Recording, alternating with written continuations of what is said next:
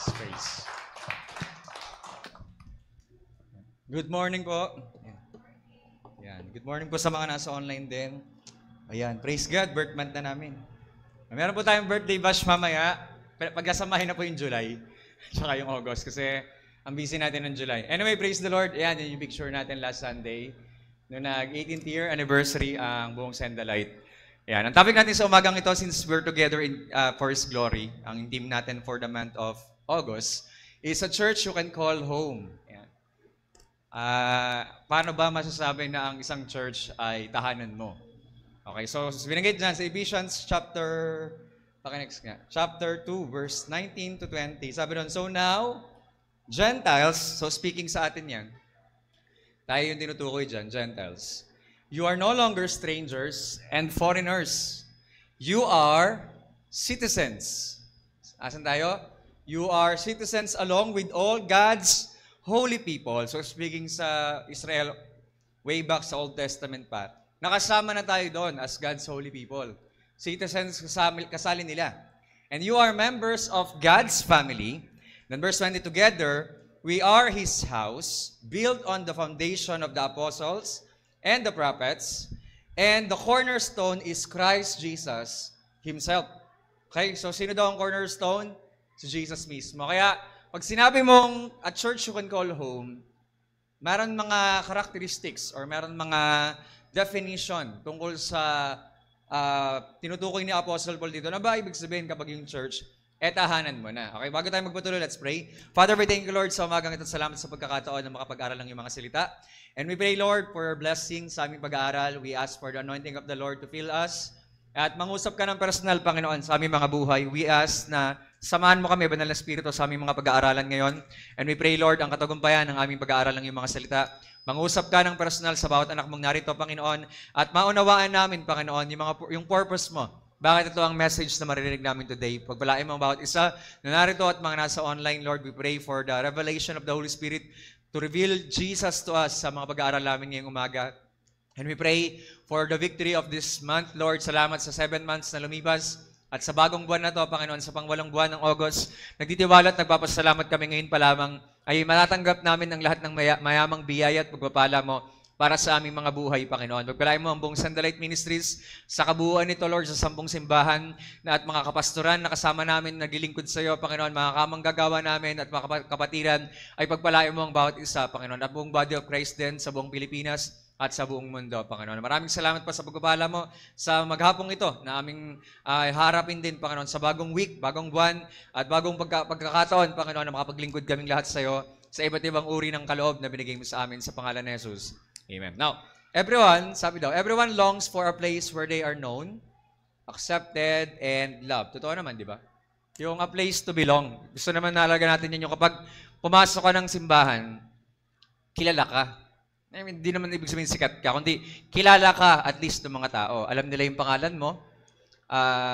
Siyempre, dama mo yung pag-ibig ng Diyos. At saka, alam mong, you belong. Di ba? Belong ka. At yung mahalaga acceptance. Accepted ka doon sa loob ng church. Di ba? So, sabi nga, the church is not just a building. It's a spiritual family, a secure home, and a Christ-centered community. So, dapat po, yung mga characteristics na yan, nakikita dapat yan sa loob ng simbahan. Otherwise, para lang tayong religion. Okay? Iba ang religion sa relationship na binubuo natin sa Panginoon at sa bawat isa. Okay? So, kaya, what makes a church a home? Ano ba ang definition ng Bible pag sinabi mong home mo na yung church na pinupuntahan mo? Okay? So, number 1, of course, a place of belonging. Ayan, you belong. Sabi ng Ephesians chapter 2, verse 9, you are no longer strangers. You are members of God's family. Amen po? Hindi na tayo strangers. Kumbaga parang, pag tinignan mo yung katabi mo, kakilala mo yan. Kilala nyo ba yung katabi nyo ngayon? Kilala nyo yung mga katabi nyo ngayon? Pag hindi nyo pa kilala, makipagkilala kayo, ha? Okay, at least kilala nyo dapat. Okay, and bakit ba belong? A true church home is where you are welcome, where you're known and accepted. Dapat, welcome ka. Welcome ba kayo? Pagpasok nyo ba, na-feel nyo bang welcome kayo? Okay, sa mga nasa online, welcome po sa inyo. Sana makasama na namin kayo dito, di ba? Dapat unang pasok mo pala ng church, alam mo na ay welcome ako dito. Di ba? Nakangiti sila lahat sa akin. Di ba? And they are true people. Okay? Tanggap nila kung sino ako. Okay? Dapat, ganun dapat eh. Walang pinipili. Ano pa? Sabi, it is where people remember your name. Hindi lang yung upuan. Di ba? Not just your seat. Parang nangyayari kasi, kilala ko yung member sa second row, ito yung mga nakaupo lagi. Sa third row, ito yung mga nakaupo. Dapat kilala nyo rin names nila. Diba? Dapat ganun yung church. We belong to a church, we belong to a spiritual family wherein kilala natin ang bawat isa. Sabi nga, ang hirap kasi pag mega church na kasi hindi mo kilala yung katabi mo or yung nasa likod mo or nasa harapan mo.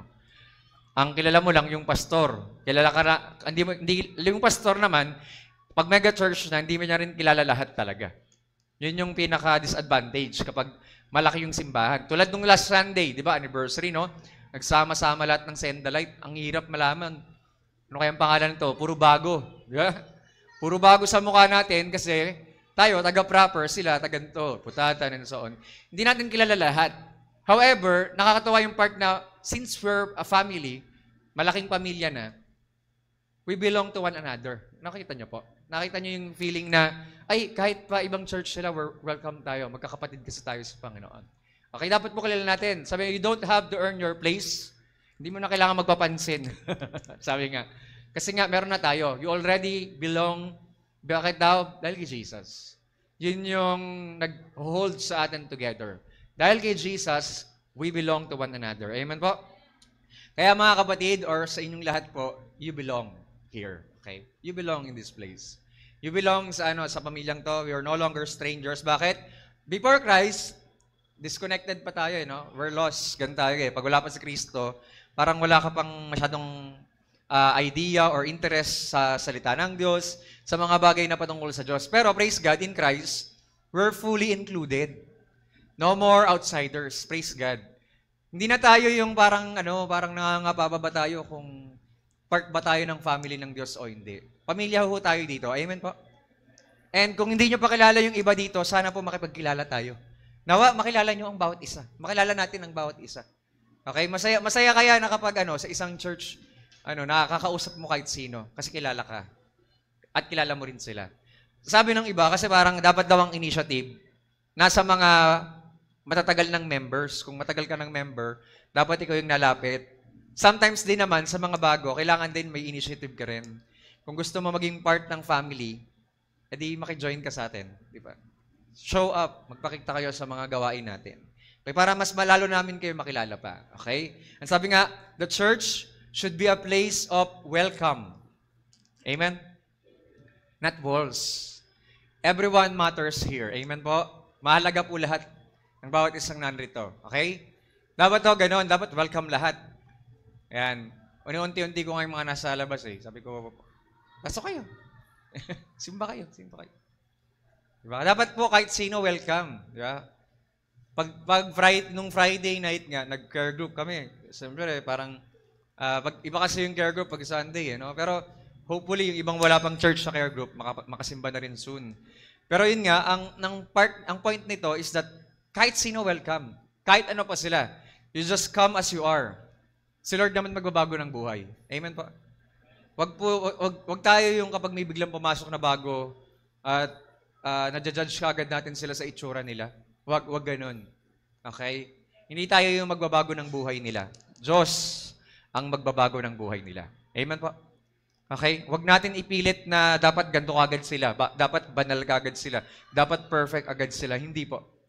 Kaya hindi makalapit yung mga tao sa Diyos dahil sa klase ng mga Kristiyano na nang mamata. Na kapag pumasok sila sa simbahan para silang sinusunog ng mga taong nakatingin sa kanila. Yan. Before, na-experience ko yan, personal. Na-experience namin yan before, nung lahat pa ay isa pa lang simbahan ng Sendalite, main church pa lang lahat. May mga ganun kaming kasalanan before. Aminado, walang maghuhugas ng kamay. May biglang pumasok na isang tao sa church that time, tapos na-judge namin siya ng gusto, hindi na siya bumalik. Paano kasi lahat nagusong, grabe kasi siya makatingin sa akin, ang lagkit ng tingin niya sa akin. Tapos lahat kaming mga babae, tinitignan niya gano'n. So na-judge namin siya. Pero tutuusin, pwede naman pala dapat natin siyang i-welcome. Kung meron tayong welcoming spirit, kung nandun yung pag-ibig ng Diyos. Okay? Pag sinabi ko ng sense of belonging or a place of belonging, dapat po, Like being adopted into a new family, you have a name, a place, and a home. Amen po. Dapat ganyan. Kung paano ang mga nag-a-adopt, mga nag-aampon ng anak, o mga bata, tapos ilalagay nila sa pamilya nila. Papalitan nila yung apelido, bibigyan nila ng bagong buhay, bagong identity yung bata na yon. Magkakaroon siya ng kwarto sa loob ng bahay, magiging tahanan niya yung bahay. Ganon din ang church dapat. Amen? Meron tayong bagong pangalan dahil sa binigay sa atin ni Jesus. We're now the children of God. Magkakapatid tayong lahat. Pero hindi tayo yung merong mas mataas sa atin o may mas mababa. Magkakapatid tayo. Lahat tayo anak ng Diyos. Amen po? Dapat ganun po ang church. A place of belonging. Number 2, a place of love and grace. Sabi ni Jesus, by this, everyone will know that you are my disciples if you love one another. Paano malalaman ng lahat na disciple tayo ni Jesus? Kung may love. Okay? Bakit daw? Ang healthy church daw, a healthy church loves unconditionally, just like a family should. Tingnan niyo po apply natin yan. Literally, kahit anong gawin ng isang anak sa buhay niya habang siya'y lumalaki, yung magulang niya, tatanggapin pa rin siya. Tama o tama? Diba? Kahit anong mangyari, yung isang magulang, meron siyang klase ng puso na kagaya ng Diyos na he or she can love unconditionally yung anak niya kahit ano pa maging pagbabago sa buhay ng anak niya. Kung yan ay maging mabuting bata o lumaki na rebelde o kung ano pa man, kahit ano mangyari, tatanggapin niya yung batang yun. Bakit? Kasi meron siyang unconditional love bilang isang magulang. Naintindihan natin? Naintindihan niyo po? Kunyari, sa amin ni Rich, di ba? Meron ka na kaming Shemaiah at saka Hezekiah. Habang lumalaki yan, tanggap namin yan. Kahit ano sila. Pero i-mold namin sila sa salita ng Diyos para magkaroon sila ng relasyon sa Diyos habang lumalaki sila. Ngayon, kung dumating yung time, for example, biglang nagpasaway, tatanggapin mo pa rin. Bakit? Kasi pamilya yan eh. Kadugo mo yan, anak mo yan. Naintindihan niyo po? Dapat sa church ganun din. Meron tayong ganung klaseng pag-ibig sa bawat isa. Unconditional love. Wherein, ano nangyayari? We accept one another kahit ano pa man mangyari. Okay? And let God transform each and every one. Okay? Hindi tayo yung umimilit. Dapat ganito ka, dapat ganyan ka, hindi ganon. Magiging patient tayo sa bawat isa na baguhin sila or tayo ng Panginoon araw-araw. Amen? Hindi tayo nagiging perfect agad. Pina-perfect tayo ni Lord. Pero hindi pa tayo perfect agad. Okay? Si Lord na magbabago. Sabi nga, there's room for brokenness. There's room for forgiveness. Amen? Nagkamali, nagkatampuhan, magpatawaran. Tapos. And then there's room for second chances. Bigyan ulit natin ng chance para ma-restore, mabalik ulit yung joy niya na ninako ng Diablo. Okay, tandaan niyo po sa church, sa 18 years ng Zendelite Ministries, na-realize ko na ang number 1 na ninanakaw ng kaaway sa buhay ng isang Kristiyano ay yung joy of the Lord. Kasi yung joy of the Lord, sinabi ng Bible sa Nehemiah, yan yung strength nating lahat. Yan yung lakas ng pananampalataya mo, yung joy of the Lord. The moment mawala yung joy of the Lord mo, malulungkot ka at feeling mo di ka na belong. Feeling mo wala na nagmamahal sa'yo. Feeling mag-self-pity ka, magdadrama ka ng gusto na as if parang di na ako part ng church na yan. Kasi nawala yung joy. That is why, bilang church people, bilang pamilya ng Diyos, as a spiritual family, we embrace one another. Kung na-broken yan, nasaktan yan, tulungan natin makabangon. We bear our burdens with one another. Amen po? Amen. Okay?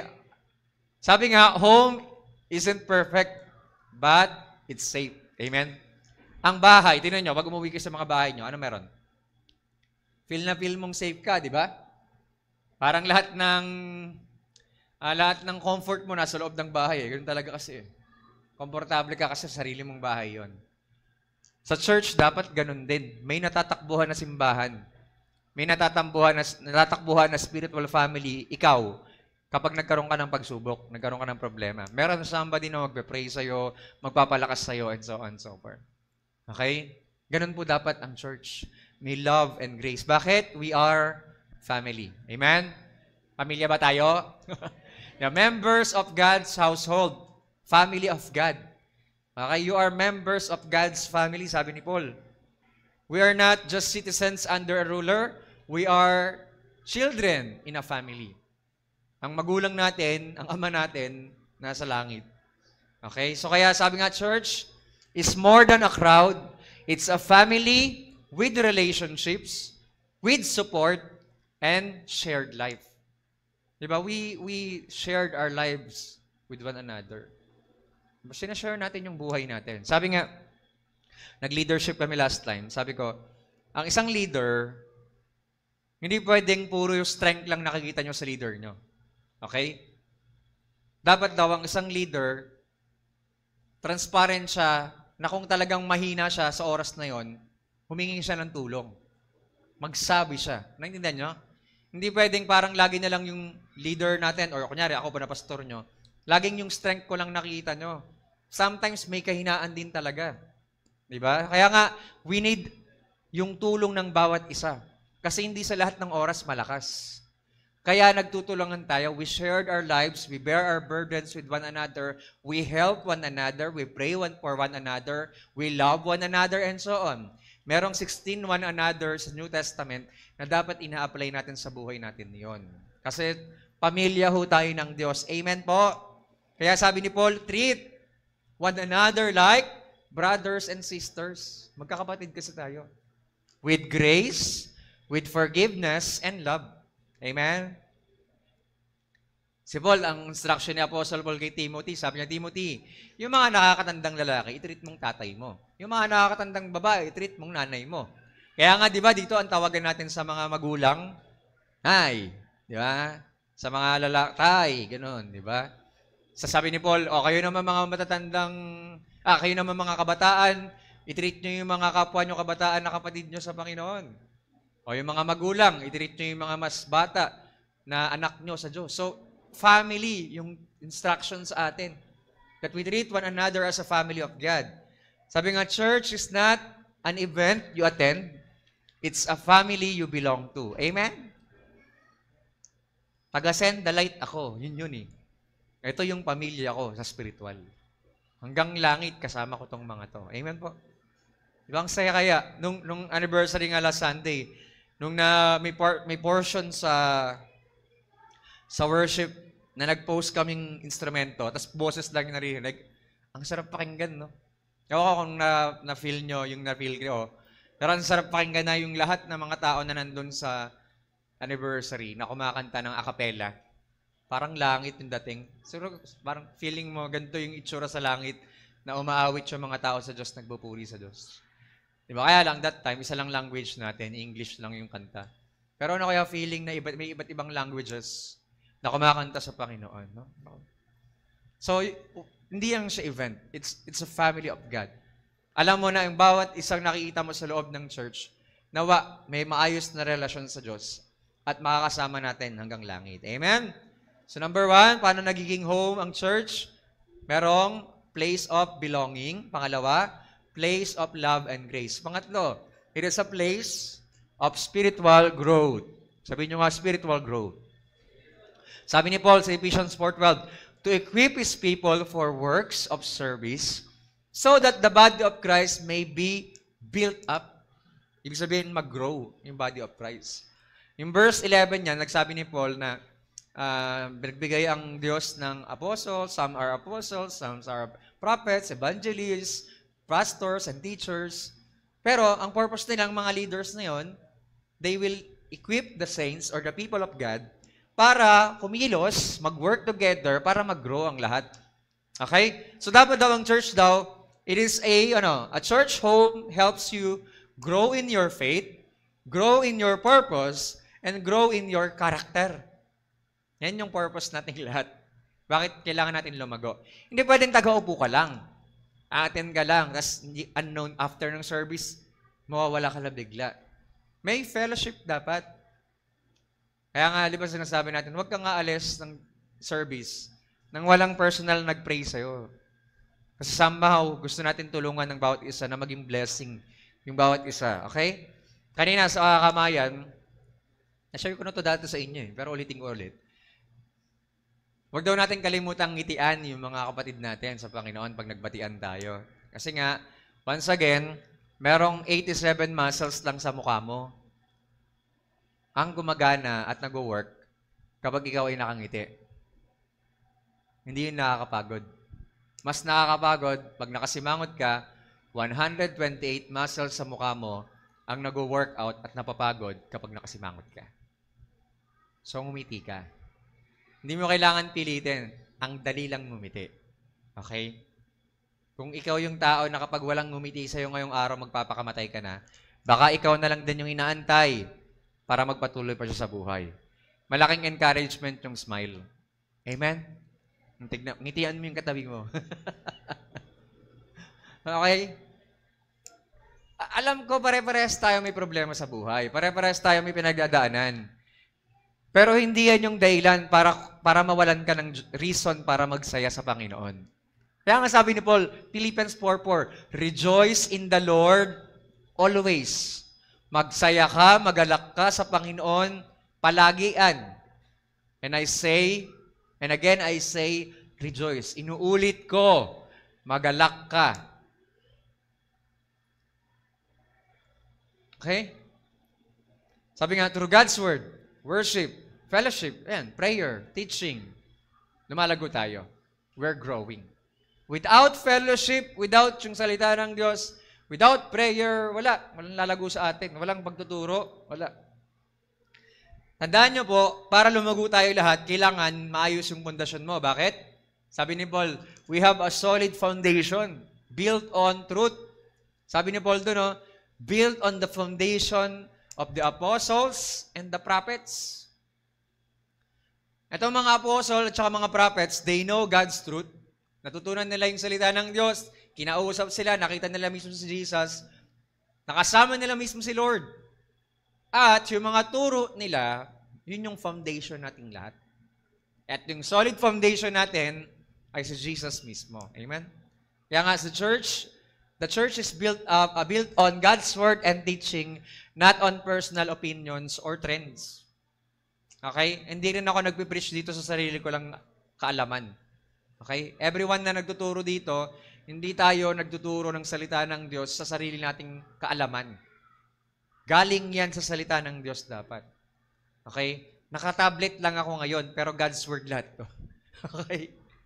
Nagbabago kasi, dati talaga, classic ako mag-preach, hawak ko yung Bible, mag-open lahat ng Bible. Ganun. Kaya lang, sinesave natin yung time kasi, sayang kasi, pag lahat na, minsan, usually, kumakain siya ng time, i-present na lang natin, may screen naman.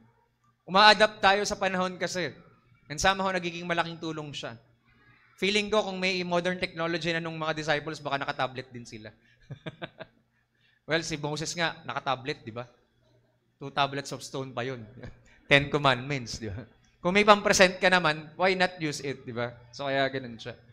Hindi porket naka-tablet si pastor o si bishop, hindi na nagba-Bible. Hindi po, galing sa salita lahat ko ng Diyos. Okay? Ano ba? We need the Bible as our solid ground for truth, for life, and for fellowship. Okay? Without God's Word, without the Bible, walang sense yung foundation natin. Sabi nga, growth leads, sabi yan, ayan, spiritual growth is an ongoing process, not instant change. Tandaan nyo yun, ha? Yung growth natin, hindi yan instant. Ongoing na process yan. Everyday, lumalago tayo sa Panginoon. Sabi ni Paul,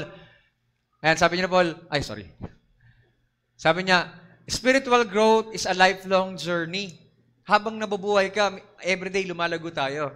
And salamat sa verse ng Philippians 1:6, alam ko yung iba, light verse nyo yan, that he who began a good work in you will be faithful to complete it until the day of Jesus Christ. Ito, NLT kasi siya. God who began a good work within you will continue His work until it is finally finished on the day when Christ Jesus returns. Tapat po si Jesus. Kung sinimulan niya yung spiritual journey mo, kung sinimulan niya yung relationship niya sa'yo, tatapusin niya yan hanggang makita mo siya na mukhaan. Amen? Kaya ang paglago natin spiritually as a family of God, as a church, ongoing yan. Walang magmamadali, ha?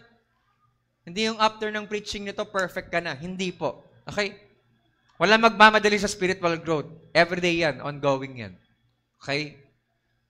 Darating yung time, kakayanin mo na rin magbasa ng Bible ng 7 chapters, 10 chapters, 14 chapters, 21 chapters a day. Darating yung time na gano'n. Pero kung ang kaya mo lang talaga ngayon ay 3 chapters o 1 chapter lang, kung basic pa lang talaga, at ganyan pa lang yung measure ng kaya mo ibigay sa Panginoon, it doesn't matter.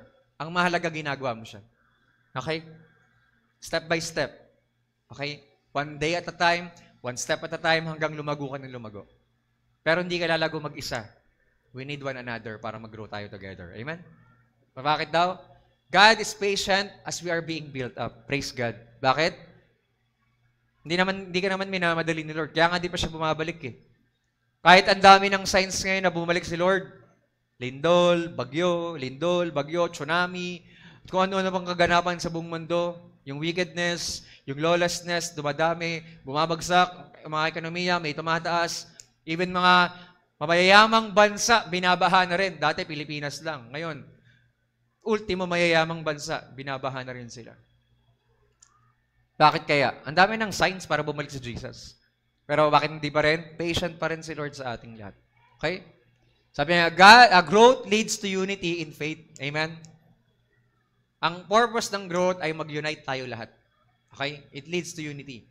Sabi nga, true maturity brings people together, not apart. Ang totoong maturity, we want to be united as one. Because when the church is united, God is glorified. Amen po? Kapag united tayo as a church, nag-glorify ang Diyos. Pero kung nag-aaway-away tayo dito, asan yung unity doon? Asan ang maturity doon? Ang true maturity, we want to bring together everyone ng lahat ng body of Christ. Kaya nga, every time na nag-anniversary ang Sandalite ng isang buo, every July, ang lagi natin sinasabi, wag tayong yung isang church na mag-represent. Hindi, sama-sama yan. Ang ganda tignan nung Sunday, no? Yung iba kasi di sumama, pero kung sumama kayo nung Sunday, ang ganda tignan. Yung mga tambourine dancers, meron mga taga-main, taga-proper, putatan, taga-NHA, taga-tunasan, sama-sama. Yung mga musicians, ganun din, sama-sama rin.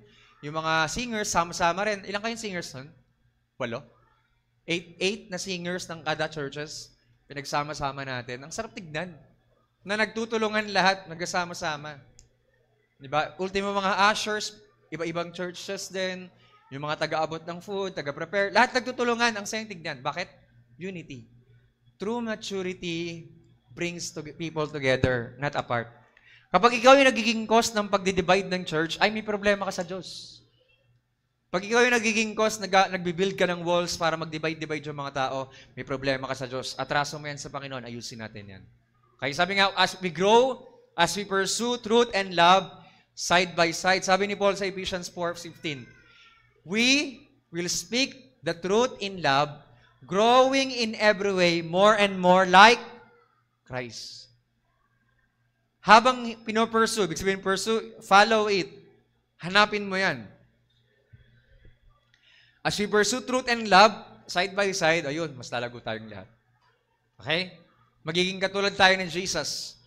Kapag talagang nais natin na meron truth, of course, sinasabi natin totoo, pero may pag-ibig dapat. Okay? Sabi nga, in real church, home. You don't just attend, you develop. Amen? Hindi pwedeng 10 years ka nang umaattend dito, ganun pa rin ugali mo. Hindi pwedeng ganun. Parang sinasabi pa ng may kilala akong ganyan before, hindi ko na sabihin kung sino siya. Pero ang laging sa part niya, kayo mag-adjust sa akin, di ba Kristiyano kayo? Hindi ba born again tayo? Kayo mag-adjust sa ugali ko. Hindi ganun. Binabago tayo ni Lord, magbabago ka rin. Okay? Sa maraming taon, binago tayo ni Lord. Ikaw naiiwanan ka, magbabago ka rin sa Panginoon. Humble yourself before the Lord. Bakit? In due time, He will lift you up. Because God gives grace to the humble and mocks the proud. Kaya mag-ingat ka. Okay? You must develop. Kailangan mag-grow tayong lahat. Kapag umaating ka na ng 30 years sa isang church at hindi ka pa rin lumalago, may problema ka, hindi yung church.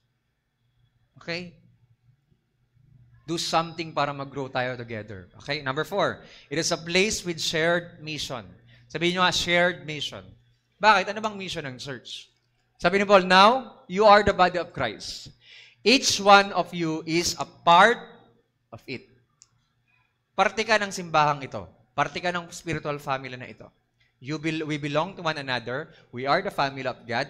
We have a solid foundation. And we are a part of it. Part tayo ng body of Christ. A home is where everyone contributes. Sabi niyo, contributes. It's not just about receiving, no, receive ka lang na receive. Hindi. Mag-contribute ka. Do something for the church to grow. Okay? Sabi nga, a church becomes home when you find your role, your calling, your service. Natuwa ako dun sa post ni Nona. Kasi after na anniversary, nag-post spiritual 18 years ago, no? Yung nagkaroon kami ng acoustic night, yung kinanta niya, Your Love is Amazing. Sabi niya sa post siya, dito na siya nagkapamilya. Dito rin siya nagkaasawa. Yan, di ba, si Rod. Parang, ang sarap tignan. Di ba, from small beginnings na dati, nasa isang parang mini house, mission house, MH, na late-late lang, tapos kada event, naglalagay kayo mga banderas. Kasi binabarangay pa kami ng kapitbahay, kaya pa. Parang from there, parang ang laki ng ginawa na ng Panginoon sa maraming taon. Inindihan niyo po? Dapat mahanap natin yung role natin dito sa church. Hindi mo magiging tahanan tong church na to kung wala kang ginagawa dito. Until you find your role. Ano ba yung role ko dito? Di ba? Sabi ko nga kay Alpi, lagi ko na-encourage si Alpi. Hindi porket hindi mo makuha yung timing sa drums. Hindi ka na part ng church. Magaling ka naman mag-ayos sa kusina.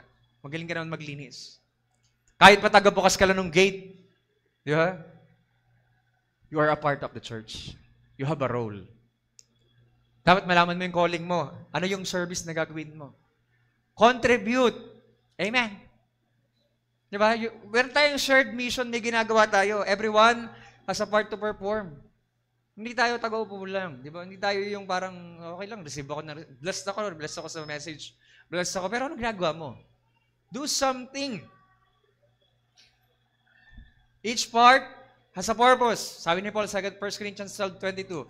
In fact, some part of the body that seem weakest and least important are actually the most necessary. Na-experience nyo na ba na masalubsob yung hinliliit nyo sa paa? Sa kanto ng lamesa, yung paa ng lamesa? Na-experience nyo na yun kung gaano kasakit yun? Diba, yung hinliliit sa paa, pag tama, no, pag tayo mong ganyan, no? Tapos lakad ka, unang tumama, yung pinaka-hinliliit sa paa, no? Tumama sa pinakakanto no mismo yung, kunyari poste, di ba? Pinakakanto nung, gaganon pa yun, no? Pak! Mapapasigaw ka talaga sa sakit. Kala mo walang halaga yung hinliliit na yun, pero pag tinamaan yun, yung pinakamasakit sa lahat. Sinasabi na Apostle Paul, bawat isa ay mahalaga. Lahat ng ginagawa natin mahalaga sa Diyos. Amen po. Wala sa measurement kung gaano kalaki o gaano kaliit. God designed each believer with unique gifts. Meron tayong unique gifts lahat. Tandaan nyo sa Micah, may binanggit si Lord sa Israelites. Sabi niya, I have given you leaders. When you went out from Egypt, sino daw?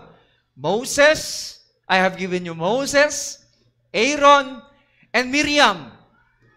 Nabanggit yung pangalan ni Miriam sa Micah.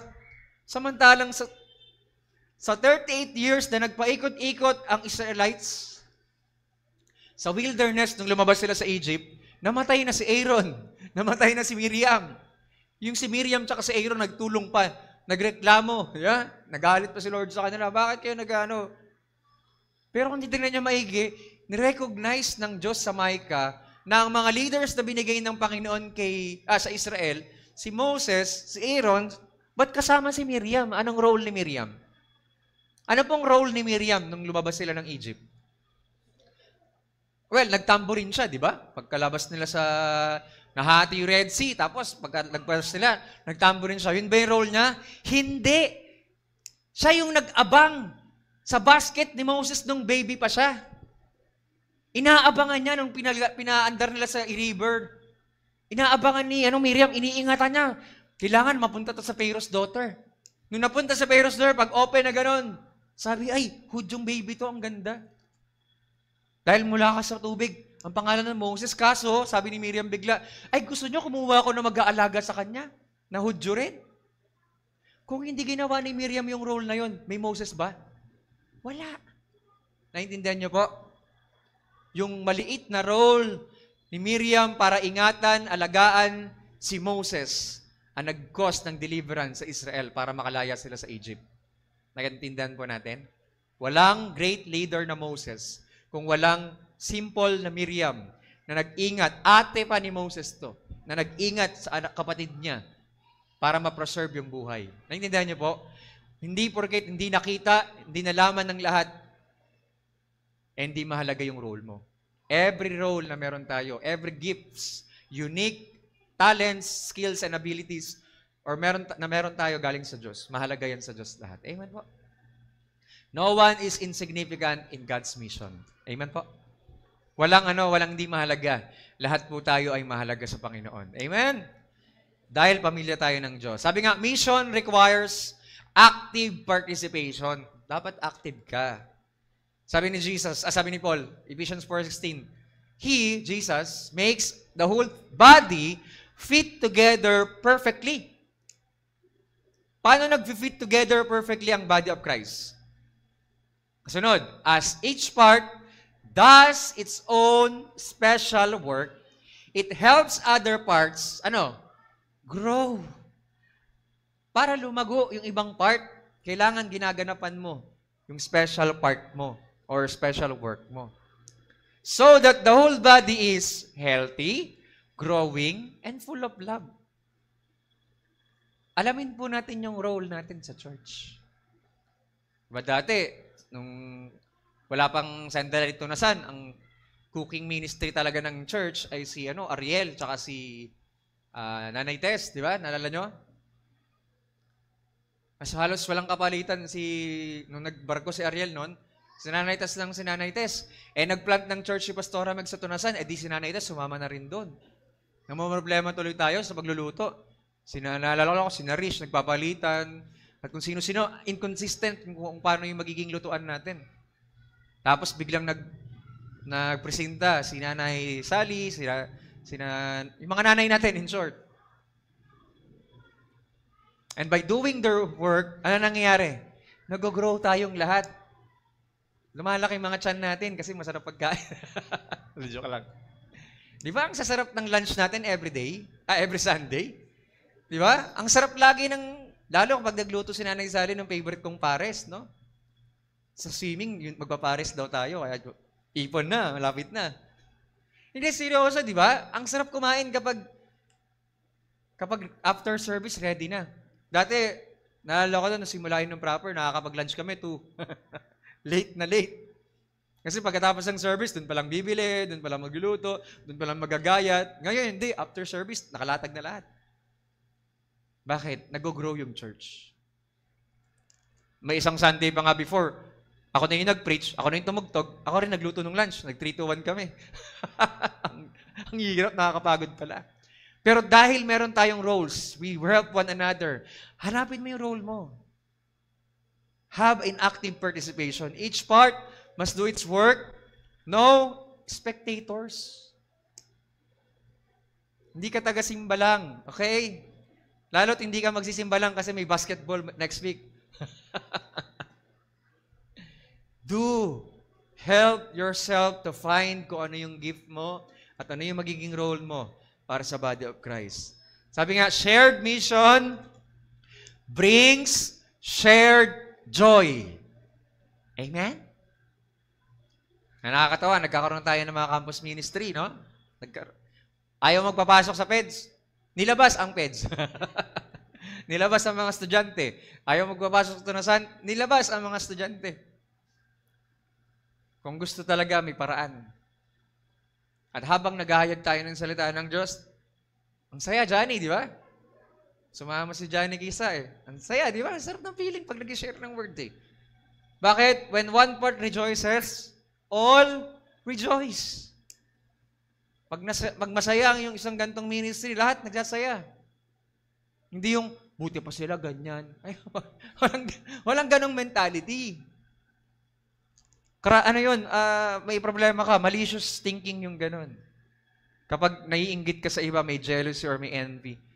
Dapat we rejoice when they rejoice. Kung meron silang success na nagawa, we rejoice. Di ba? Si Era, nung nanalo sa swimming, hindi nakapag-tambourine dancing, pero proud na proud kaming lahat dyan. Di ba? Galing. Mas magaling pa sa akin lumangoy yan. Hindi nga ako marunong lumangoy. Hanggang sisid nga lang eh. Di ba? Tapos si Era, wow, galing lumangoy. Di ba ba? We rejoice on their victories. Amen? We're a body of Christ po, ha? So, pag meron mga na-accomplish yung bawat ministries, accomplishment nating lahat yon as a body of Christ. Amen? O, last na lang, a place centered on Jesus. Ang isang church na bahay mo, tahanan mo, feel mo like it is your home, si Jesus ang center. Bakit? Siya yung cornerstone. Sabi ni Paul, the cornerstone is Christ, Jesus Himself. The foundation of a church home isn't programs. Hindi tayo nandito dahil maganda yung programa natin. Gwapo yung pastor nyo. Hindi tayo nandito dahil may mga, different personalities. May mga churches man na nagsisimba yung mga artista mismo, di ba? Like Victory. Diyan nagsisimba sina Vic Soto, di ba? Maraming artista dyan, di ba? Pero hindi tayo nagsisimba doon dahil nandito yung si ganito, si ganyan, si ganyan. Wala. Nandito tayo dahil kay Jesus, yun lang. Amen po. Nung last Sunday, pagpasok ko dun sa Pasita Ostrodome, nakalagay agad, bakit ka thankful sa Sandalite Ministries? Sabi ko, nag-isip ako, dahil kay Jesus. Yeah, yun lang. That's all. Thankful tayo kasi dahil kay Jesus. Because Jesus Christ is the head. Hindi ako yung head. Si Jesus yung head. Okay? Siya yung cornerstone. Si Jesus ang pinakamahalaga sa lugar na to. Amen po? The foundation, sabi nga, without Jesus, church is just a building. Pero with Him, it becomes a spiritual home. Amen? Pag wala si Jesus sa isang church, hindi yun church. Hindi yun home. Pero pag nandun siya, nagiging tahanan siya. Christ is the cornerstone who holds it all together. Siya yung nag-hold sa ating lahat. Pag sinabi kasing cornerstone, sa Asian Times kasi, ang paggawa nila ng cornerstone, kunyari, itong buong room, yan. Kasi yung corner. Yung cornerstone, ano siya, ang shape niya, pa-cross din. Pa-letter T, 1, 2, 3, 4, 5, 6. Cross na malaki. Pero corner yun, sa corner siya nilalagay. Bakit? Ang itsura niya, parang in-hold niya talaga together yung buong building. Kada corner yon, gawin mong 4 corners. It holds together. Okay? Now, sabi nga, in ancient buildings, the cornerstone was the most important stone. It sets the direction and held the structure together. Jesus is the center of the church. Without Him, everything falls apart. Kaya yung mga nagkakaaway-away ng mga churches, nai-split, nagkakagulo, ang problema nun, wala si Jesus. Pag dito nag-away-away tayo lahat, wala nang Christ-like dito, pag ganun. Pero as long as Jesus ang pinakamahalaga sa lugar na to, siya ang laging naitataas. Kiniklaim at inahayaan natin na baguhin tayo ng Panginoon na maging katulad niya. Nagiging masaya yung buhay nating lahat. Nagiging maganda yung paglilingkod natin sa Panginoon. Bakit? Kasi we live like Jesus. Siya kasi yung pinakamahalaga. Sabi nga, all ministry flows from Christ.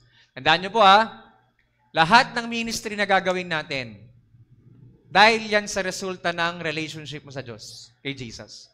Kaya sabi ni Jesus sa ating lahat, remain or abide. I am the vine, you are the branches. Those who remain in me and I in them will produce much fruit. For apart from me, you can do nothing. So kaya nagpo-flow ang lahat ng ministry natin dahil meron tayong relasyon sa Panginoon. Hindi dahil talentado ka. Okay? Hindi dahil magaling ka. Kundi nagpo-flow ang ministry, yung ministry natin, yun yung overflow ng ating pag-ibig sa Diyos. Amen po? Sabi diyan, He is the source of mission. Jesus is the source of teaching and power. Ministry disconnected from Christ become empty tradition. Yan yung pinaka-iniiwasan natin. Na maging tradition na lang to ginagawa natin. Okay? Sabi ko nga, narealize ko nga growing up, dahil nga tatay ko si Bishop, tatay ko si Mama, puro pastor, as growing up sa church, lumalaki ka sa simbahan, parang nung tumira ako sa MH dati, dahil ba ako yung anak ng pastor, kaya ako yung dapat nakatira sa church? Ganun. Parang, looking back, parang na-realize ko, nga, hindi siya parang, yung parang political dynasty. Dahil yung bishop or yung head, si Papa, mas dapat ang maging head din ulit yung anak. Kasi yung susunod na magiging head, yung apo, hindi dapat ganon. Kung sino yung mas capable, siya yung dapat. At sino yung tinawag, at sino talagang kalooban ng Diyos, siya dapat. Sabi ko nga, Lord, 2 babae anak ko. Hindi sila pwede maging bishop ng church. Nagintindihan yung point? Nagigets nyo? Pag naglaki yan na sina Shemit Hezekiah at ako ay magpapasa na ng torch, hindi ko siya pwede ipasa kay Shemit o kay Kaya kasi babae sila. Hindi porket dahil babae sila. Wala kasing bishop na babae. Okay, sa Bible walang bishop na babae. Ngayon, yung magiging asawa nilang lalaki, pwedeng yun. Kaya dapat pastor mapangasawa nila. In the future. Kung magkakaroon pa ng ganong future. Pero kung bumalik ka si Jesus, okay lang din naman. Ang punto ko lang, hindi tayo dahil parang political dynasty ba dapat? Kung meron mas capable na mag-lead ng Sendalite, outside ng Maglaya, praise God. Naintindihan niyo po? Hindi po ito parang, sa Maglaya kasi nagsimulan, kaya dapat sa Maglaya lang yan. Hindi po. Hindi po ganun ang mentality natin dito. Kung meron tawagin si Lord, piliin si Lord na mag-lead in the future ng Sendalite, kahit hindi siya Maglaya, walang problema. Ang mahalaga, maituloy yung paglilingkod sa Panginoon hanggang dumating siya ng mukaan. Amen po? Naintindihan po natin, ang pinaka-the best dito, merong intimacy with Jesus para mag-flow yung ministry ng maayos. Amen? Next, Christ is the standard for all we do. Tandaan niyo po sino ang standard natin? Si Jesus. Wala nang iba. Bakit ka naglilingkod sa Panginoon? Dahil kay Jesus. Bakit ganyan ka-effort maglingkod sa Panginoon? Dahil kay Jesus. Bakit sobra mo naman pinupusuan yung ginagawa mo? Dahil kay Jesus. Yun yung standard natin. Si Jesus, binigay niya yung best niya para sa atin sa cross. Ibigay din natin yung best natin para sa Kanya sa paglilingkod natin. Amen? He sets the measure of truth, love, and holiness. We reflect Him when He is at the center of worship, our service, and buhay natin. Kapag si Jesus yung laging nagre-reflect sa buhay natin, praise God. Totoo. At siya talagang standard natin. Sabi nga, lastly, Jesus. Keep Jesus at the center of our lives and our church relationships. Dapat po si Jesus lagi. Siya ang sentro. Pag nagkatampuhan si Ed at si Alpi, magbabati sila bakit? Dahil kay Jesus. Amen? Amen po? Yeah? Hindi yung dahil nagkatampuhan sila, bahala na kayo sa buhay nyo. Hindi. Kasi sinabi ng salita ng Diyos, forgive one another as Christ, Jesus, has forgiven you. Okay? So si Jesus pa rin dahilan. Tignan nyo, ito yung cornerstone. Yan, para makita nyo. Ayun, no? Diba? Parang cross din. It holds together yung lahat ng mga stones. A building with no cornerstone collapses, so does a church without Christ. Magko-collapse din talaga. Okay? Jesus is not just in the house, He is the house. Amen po? Kaya nga sabi nga, a church becomes a home when you're welcome like family. It becomes a home when you're loved through your flaws. Kahit anong pagkakamali or mga kamalian sa buhay natin or kulangan, we're loved. You're growing into who God you made to be. Yeah? We're growing. It becomes a home kapag lumalago tayo sa Panginoon. When you're serving with purpose, it becomes a home kapag naglilingkod na tayo na may purpose. Hindi lang tayo naglilingkod dahil trip lang natin. Gusto natin ng spotlight. Kung gusto mo ng spotlight, umorder ka sa Shopee. Naglilingkod tayo sa Panginoon with a purpose na i-glorify siya. Kaya nga ang team natin, together for His glory. Gagawin natin yung paglilingkod natin together para mag-glorify natin si Lord. Amen? And lastly, nagiging home ang church when Jesus is the centered. When you're centered on Christ. Amen? Kapag hindi si Jesus ang center ng church, umalis ka na dyan. Okay? Kapag laging sikat si ganito, si ganyan, umalis ka na dyan. Okay? Sabi nga, may you find here, dito po, maging prayer natin lahat to, may you find here a family that loves you, a truth that guides you, and a purpose that fulfills you. Amen? Sana po dito sa pamilyang proper, mahanap po natin yung katotohanan na yan. Yung pamilya, na pamilya tayo, we love one another. You are not just welcome. You are deeply valued. Sabi mo sa katabi mo, you are deeply valued. Mahalaga ka. Okay? And this is where you belong. Sabi ni Jesus, whether 2 or 3 gathered in my name, there I am with them. Praise God. Diba? Hindi lang tayo dalawa, hindi lang tayo tatlo ngayon. Mas marami tayo sa tatlo. Praise the Lord. The Lord is with us. Amen? The church is a place where you belong, a church where you are loved, where you grow. It's not perfect. Yes, totoo. Hindi siya perfect. But it's God's family. Amen? With Jesus at the center. Sabi niya, will you make this home not just by attending, but by belonging, by loving, and by serving. Yeah. Sana po gawin yung home tong church natin. That we belong to one another. We love one another, we serve one another. Kaya sabi, if you feel like an outsider, come home. Feeling mo ba ngayon parang outsider ka dito? Come home. Come home to God's family. Feeling mo ba ang layo mo? You've been distant? Reconnect. Rebuild relationships. Yun. Nalolobat na ako ata. Sound. Yan. Kung feeling mo na ikaw ay malayo sa isa't isa o sa kapatid mo sa Panginoon, makipag-ayos ka. Reconnect. Rebuild yung relationships na nasira. Okay? Ano pa? If you're part of the family, help others find a home here too. Okay, kung feeling mo parang number 2. Kung feeling mo parang nakita mo yung isang bago, parang ang layo niya. Ang layo niya sa atin. O parang bago lang siya, parang hindi siya nakikijoin. Ilapit mo siya sa Panginoon. Number 2, baba mo lang. So kaya, dapat ganun. Ganun yung character. Ganun yung attitude na meron tayo. Tinutulungan natin yung bawat isa na ma-feel nating home pa rin itong church. Amen? Amen po? Kaya ba natin gawin yan? Possible ba? Possible. May this church be your home today and for the rest ng ating paglilingkod sa Panginoon. Darating yung time, mag-extend tayo ng church. Maybe tawagin ng Lord Sawena sa ibang lugar. Magkaroon ng Sandalite Leyte or whatever. Kung saan man dalhin ng Panginoon yung bawat isa sa atin. May time talaga na gano'n. Hindi tayo forever magkakasama. Kami rin, dun sa simulain ng Sandalite. Nasa MH kaming lahat. Kala namin forever na kami magkakasama. Pero dumating yung time, we need to set apart. Kailangan namin mag-distance para makapag-produce pa ng maraming churches.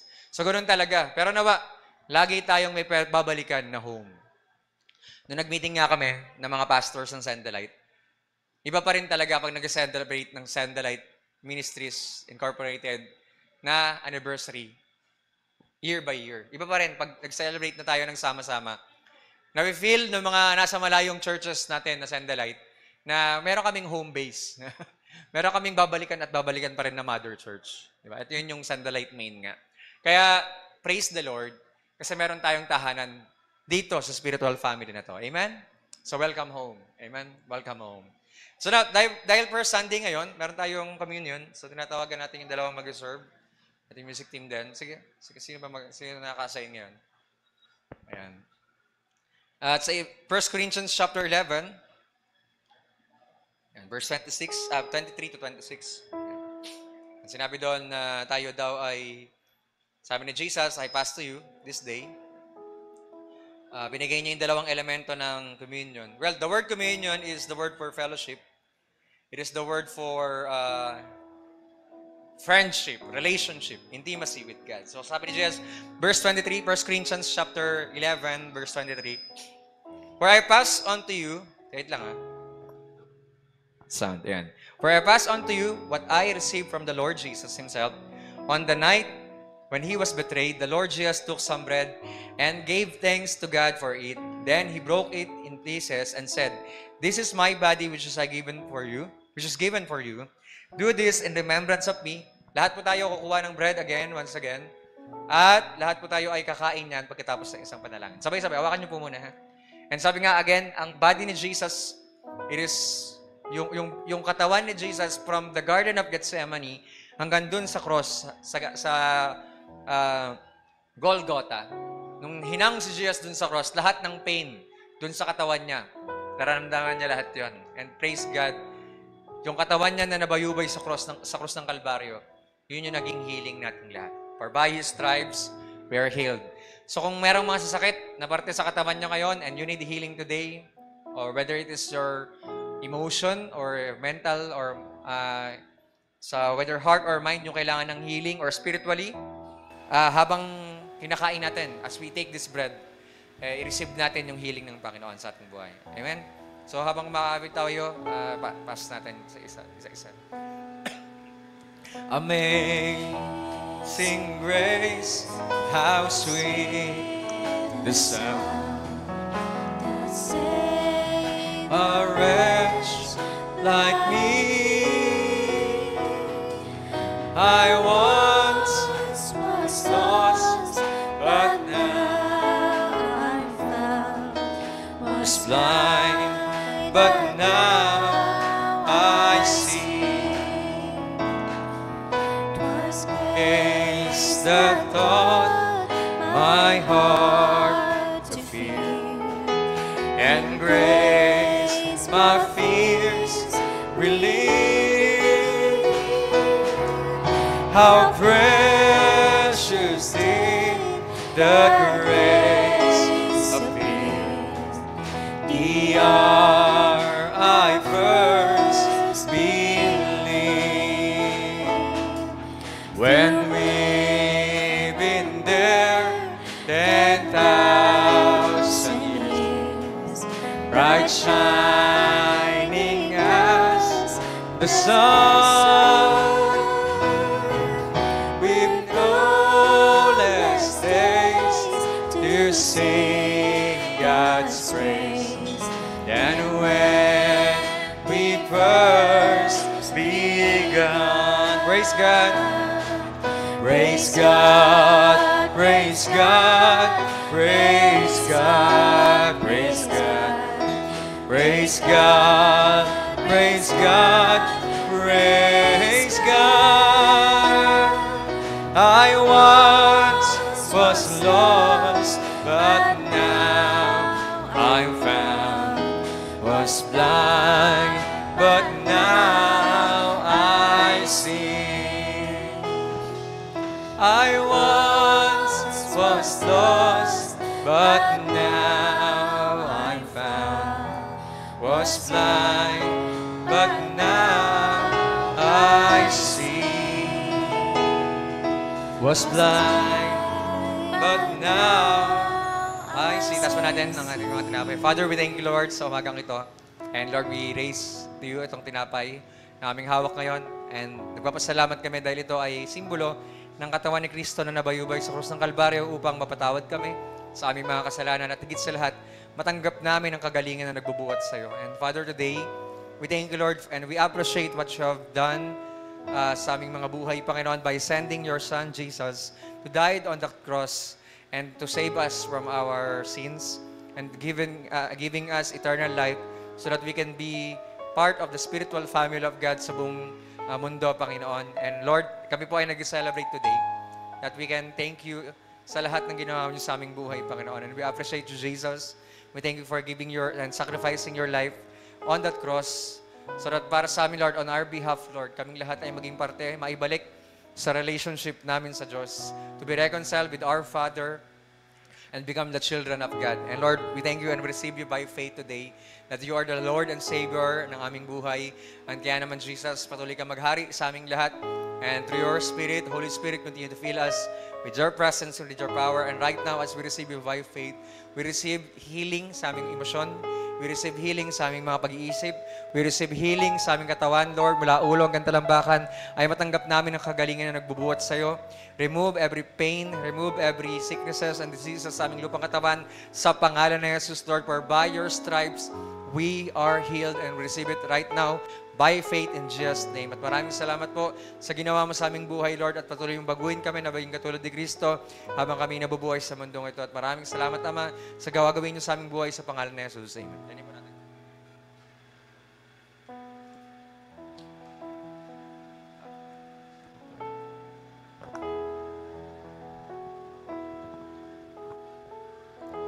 verse 25.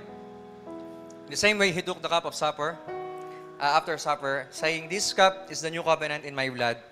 Do this as often as you drink it in remembrance of me." Lahat po tayo, kuha po tayo ng cup. Masarap. Masarap ba ito? Binili ata nila to na ano. Hindi na to yung tinitimpla na. Praise God. So, thank God sa blessing ni Lord. Anyway, so yung blood ni Jesus ang nag-reconcile sa atin. Yun yung naging access natin sa langit. Yung blood ni Jesus ang nag-sanctify, nag-justify, nagkaroon tayo ng forgiveness, nagkaroon tayo ng reconciliation as part ng pamilya na ng Diyos. So we appreciate the blood. We appreciate the power of the blood. And we believe that there's still power in the precious blood of Jesus. Amen? Lagi niyo po ipag-pray yun na, Lord, cover me with your blood. Lord, i-cover mo po yung mga mahal ko sa buhay with the blood of Jesus. Makapangyarihan pa rin ang dugo ni Jesus ngayon. Bibigyan ko kayo ng trivia. Pansinin nyo, sa mga kulto, yung mga occultism, nag-offer sila ng blood, hindi ng hayop ha, hindi na blood ng hayop din. Blood na ng mga tao, mga bata, babies. Even pag nagbasa kayo ng Bible sa Old Testament, yung mga baby, inaalay sila as offering, burnt offering, sinusunog. Yung mga babies kay Molech, yung mga Diyos ng Canaanites, even kay Baal, at yung mga iba't ibang gods. Hanggang sa ngayon po, may mga ganun pa rin, na mga kinukuha yung mga bata. Alam niyo ba kung bakit may mga bata na kinukuha, kinikidnap, tapos mabatagpuan na lang patay? Kasi hindi lang basta yung laman loob, kundi yung mismong dugo nila inaalay sa mga And I pray na magkaroon tayo ng realization today on how important na i-apply palagi yung blood ni Jesus sa ating buhay. Okay? Pag lumabas kayo ng bahay nyo, bago pa lang lumabas ng bahay nyo, i-apply nyo na yung blood ni Jesus. Because when the enemy see yung mga, pag nakita ng kaaway, ng mga demonyo, yung dugo ni Kristo sa atin, hindi tayo basta-basta matatouch ng mga kaaway. Bibigyan ko kayo. May isang leader ng Satanism before. Priest siya. Isa siya sa mga priest ng Satanism, yung religion ni Satan. Yung priest na ito, na-convert, na-born again siya. At sinasabi niya nga lagi, every time daw na nakakakita siya ng mga Kristiyano na covered ng blood ni Jesus, parang merong merong nakapaligid sa isang Kristiyano na cover ng blood. Tapos hindi nila matouch yun. Kahit anong curse ang ibitaw nila sa Kristiyano na yon, na covered ng blood ni Jesus, hindi mag-penetrate yung curse. Bakit? Ganon ka-powerful yung blood ni Jesus. Meron din isang witch. Sa Canada naman to nangyari. May isang witch na, kung na-warningan yung isang witch din, "Uy, wag mo i-curse yung bahay na yan. Kasi Kristiyano yung bahay na yan. Covered ng blood yan." Baguhan pa lang kasi daw yung witch na yon. Pero yung witch na isa, na siya, veterano na, na-born again yun, nung lumaon. Sabi niya sa batang witch, nung time na parehas pa silang witch, "Wag mo i-curse yung bahay na yan kasi covered ng blood yan. Kahit anong effort mo, hindi tatalab." Even sila, alam nila kung gaano kamapangyarihan yung power ng blood ni Jesus. So mga kapatid, every day po yan, every night, bago kayo matulog sa gabi, every morning, pagising, apply the blood of Jesus. Ipag-pray niyo palagi yun, "Lord, i-cover mo po ako, ng pamilya ko, yung mga anak ko, o yung bahay namin ng banal na dugo ni Jesus." Lagi niyo po ipa-cover yun. Lalo ngayon, uso yung mga lindol, yung mga ganyan, mga calamities. When we're covered by the blood of Jesus, iingatan tayo ng Diyos. Naalala niyo yung sa Texas, yung binaha? Tapos parang camp pa yun. As ang daming namatay ng mga batang babae. Mostly puro babae kasi yun sa camp na yun. Alam niyo ba na kulto pala yun? Occultism pala yun. And nakakalungkot kasi yung mga bata mismo ang unang tinatarget ng kaaway. Kasi alam ng Diablo, yung mga bata na yan, sila yung next generations na magdadala ng righteousness para sa next generation pa. Kaya mga kapatid, lagi po natin i-apply yung blood ni Jesus. Do not forget. Even kami ni Shemi, bago umalis ng bahay, habang nagbumotor, ina-apply natin yung blood ni Jesus.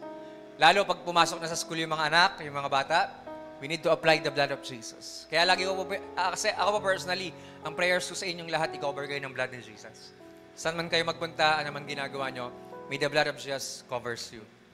Bawat isa sa inyo. Bakit ganun kahalaga na ina-apply natin yung dugo ni Kristo? Amen? So kaya never forget, ha? Huwag nyo pa kakalimutan. Kung kayo aalis ng bahay, bago umuwi, or kayo ay, ano man ang ginagawa, always pray for the blood of Jesus to cover you. Amen? Sobrang powerful pa rin yan. Actually, may sekreto nga eh. Ako, ito yung practice ko.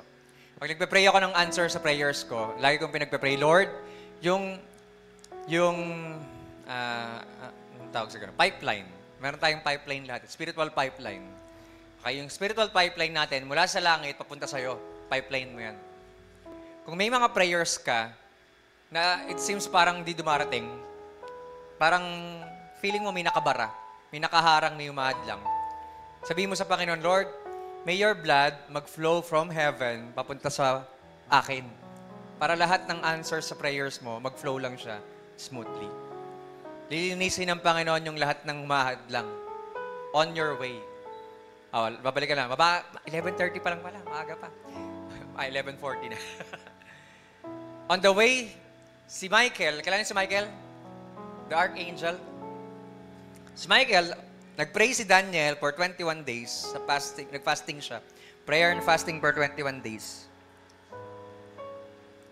Tapos, after 21 days, bumaba si Michael. Dumating si Michael. Sabi ni Michael sa kanya, Daniel, pasensya na. From the first day, nag-decide ka mag-pray at mag-fasting. Hanggang ngayon. Pinadala na kami first day pa lang. However, the Prince of Persia, si Satan, at saka yung mga demons niya, hinarang kami sa on our way papunta sa'yo. Alam niyo bakit siya hinarang? Alam niyo kung bakit siya hinarang? Guess what? Wala pa yung cross. Wala pa si Jesus. Kaya yung war sa air, sa principalities ng airs, sa heavens, meron pang laging umaadlang. Pero praise God, alam niyo ba, pag nag-aaral kayo ng Bible, sa Hebrews, may binanggit doon, na yung blood ni Jesus ay nilinis even yung heavens. Hindi lang yung pinaka-heaven yung daanan ng mga anghel pababa dito sa lupa, nilinis din ni Jesus lahat yun. Bakit daw? Anong purpose? Para pag nag-pray tayo directly, we can come boldly to the throne of grace because of the blood of Jesus. That's why sabi ni Paul, through the blood of Jesus, we have access to the throne of the Father. Gets niyo po? Kaya nakakapag-pray tayo ng madali ngayon. Kasi yung blood ni Jesus ang naglinis na dun sa way natin papunta sa Kanya. Kaya ganun ka-precious yung blood ni Jesus. Amen po? So, lagi niyo po yan i-apply. Lagi niyo po ipag-pray yung blood ni Jesus sa buhay natin. Amen? Even sa personal, lagi niyo po i-declare to, Lord, let the blood of Jesus flow supernaturally on my veins, on my body, on my blood vessels, in every areas, parts ng katawan ko. Let your blood supernaturally flow in my body. And magugulat kayo kung paano gagawin ni Lord yung health nyo na mag-i-improve siya. Kasi yung blood niya ay kino-cover lahat-lahat ng sangkap ng lupang ng katawan niya. Amen? Let's pray. Father, we thank you, Lord, sa mga cup na ito nasa aming harapan. Father, we pray that as we drink this cup, we're not just remembering Jesus, but we are also thankful, Lord. Kami ay nagpapasalamat. Dahil yung dugo ni Kristo na umagos, dumaloy dun sa krus ng Kalbaryo, para sa aming pagpapatawad at paglilinis sa aming karumihan. At higit sa lahat, Lord, naging tagumpay namin sa kaaway. We have overcome Satan by the blood of the Lamb and the word of our testimonies. And so nagpapasalamat kami, Panginoon, because hanggang ngayon ay makapangyarihan pa rin ang dugo ni Kristo. And so as we drink this cup, Lord, we pray that the blood of Jesus will be applied sa aming buhay, sa aming pamilya, sa lahat ng meron kami, ng mga property, sa possession, sa lahat ng trabaho namin, every works of our hands, at sa influence namin, Panginoon, in every substance that we have, let the blood of Jesus be applied sa aming buhay. We apply the blood of Jesus when we go out and when we come in sa aming mga bahay. We apply the blood of Jesus for every members of our families in the name of Jesus. We apply your blood in every areas ng buhay namin sa pangalan ni Jesus. We apply the blood of Jesus over our prayers in Jesus' name. And so, Father, we thank you because the blood of Jesus is more powerful than any blood sa buong mundo. Kaya naman nagpapasalamat kami because we can declare that nothing but the blood of Jesus can wash away our sins and heal all our sicknesses and diseases. Kaya thank you, Lord. Thank you, Jesus. We appreciate you, Father. We appreciate you, Jesus. We appreciate your Holy Spirit for sealing us every day as we continue to have this personal intimacy with you. Maraming salamat po, Panginoon, sa pagpapala mo sa araw na to. And even, Lord, we thank you, Lord, sa message mo today. We pray that you will help us, Lord. Tulungan mo kami na ma-apply namin sa aming buhay, Lord, that this church is our home. We love one another, we belong here, and we can help us, Lord, to find yung mga roles namin, yung mga gifts na meron kami, para makapaglingkod kami sa inyo ng sama-sama at para luwalatiin ka. And Lord, I pray na bigyan mo kami, Panginoon, ng kagalakan every day sa presensya mo. And even, Lord, every time we gather together, ay lagi kaming magkaroon ng kagalakan. Maging excited kami palagi na ma-meet namin ang bawat isa ulit, maka-fellowship namin ang bawat isa. And not just us, Lord, tulungan mo kami na makakapag-welcome kami na iba pa, na mga hindi pa nakakarating dito, Panginoon. We pray na gamitin mo po ang iglesia mo, ang bahay ng sambahan mong ito, para mas marami pang makakilala sa iyo. Gamitin mo po ang aming buhay, para mas marami pa kami madala sa inyo. At yung mga mahal namin sa buhay, first thing, Lord, mga pamilya namin, ay mabahagian namin ng iyong mga salita at ma-invite namin sila na makasama rito, Panginoon. Saan nyo man din kami dalhin, Panginoon, bigyan mo kami ng boldness to preach the gospel, to reach out people for your glory, so that we can invite them in your presence at madala namin sila sa iyong paanan at makasama namin maglingkod sa iyo habang kami ay nabubuhay. Pagwalain mo, Lord, ang buong Sandalite Ministries proper, at ang bawat isa sa amin, Panginoon, at ang lahat ng bumubuo ng Sandalite Ministries at ang buong body of Christ din sa Pilipinas. Lord, i-bless mo po ang buong buwan ng August. Right now, by faith, we are receiving and claiming your promises that are yes and amen, na ang lahat ng blessing mo para sa aming buhay sa month of August ay matatanggap namin, marireceive namin by faith in Jesus' name. Even, Lord, yung nalalapit din naming water baptism and church outing this month, we pray yung provision mo sa bawat isa financially. And thank you, Lord, dahil magiging matagumpay yung celebration din, Panginoon, ng araw na yon. And thank you, Lord, for your blessing. Thank you, Lord, for your goodness and faithfulness and for your mercy to follow us all the days of our lives, Lord, as we continue to obey you, to serve you, and to love you more and more each day, Lord. Gawin mo kami katulad ni Kristo upang pagmahalan din kami sa bawat isa. Salamat, Lord, sa araw na to, and we bless your name, we glorify your name. Seal us with your blood in Jesus' name. Amen, amen. Oh, the blood of Jesus. Oh, the blood of Jesus. Oh, the blood Jesus has washed away my sin. Oh, the blood of Jesus, singing, oh, the blood of Jesus. Oh, the blood of Jesus has washed away my sin. There's power, and there is power in the blood of Jesus. There is power in the blood of Jesus. There is power in the blood of Jesus, has washed away my sin. There's healing in the blood. There is healing in the blood of Jesus. There is healing in the blood of Jesus.